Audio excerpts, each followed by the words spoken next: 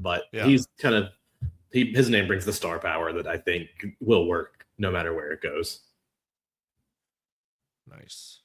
Well, we got a new segment. We're going to talk about a little bit of price check kind of stuff. We're going to look at some money news at a real approachable rate because neither of us are financial advisors. First, the good news. Average tax refunds this season are up $346, coming in at $3,642. Tax day was earlier this week. That's an 11% jump from the same time last year. The Republican tax law that passed last summer is showing up in wallets now, which everyone who saw it knew this was going to happen. New deductions for overtime, tips, and seniors. A bigger deduction for state and local taxes. More than $100 billion in tax relief going out through the system this year. If your refund surprised you, that's the reason. But there is a catch, right? Buried kind of in the same law. Of course there is, right? Yeah, right. Why make it easy? Yeah. Two of them. If you don't itemize, meaning you take the standard deduction, you can now deduct up to $1,000 as a single filer or $2,000 married, filing jointly for cash donations to charity. So that's new and genuinely good, but if you do itemize, the law actually cuts the value of your charitable deductions, and it hits smaller givers hardest. Top bracket taxpayers also lose some of the benefit. I mean, the 529 education savings accounts that people like to get for their kids are also expanded. You can now use them for more K through 12 expenses and for professional licensing fees. So I guess that's pretty good news if you're starting a 529 education fund for your kid and they decide they want to be a cosmetologist or a welder, go into a trade.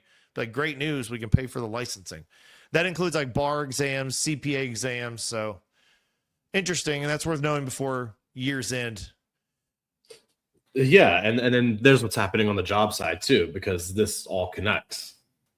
Yeah, we look at Amazon, Oracle, Block. They all cut massive portions of their workforces this week and got rewarded by investors for doing so.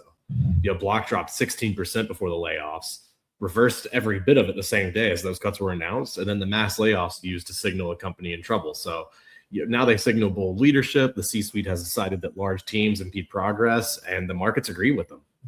The reason isn't primarily AI replacing workers outright, because I know that's exactly what you're thinking, the mass layoffs. Executives say it's more about the soaring cost of building the AI technology itself. Like that's forcing all the reallocation. So it's a structural shift in how corporate America values professional talent. So, I mean, companies are being financially rewarded for shrinking their workforces.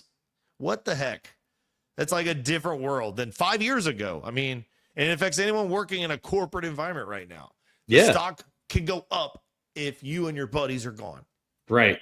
But I mean, I think they'll learn quickly that that's not sustainable. It may have immediate short-term gains for the stockholders, but that's not something that I think can stand the test of time. Burnout's a real thing.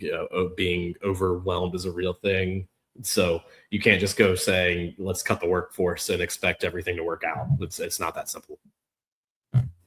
Exactly. Okay, so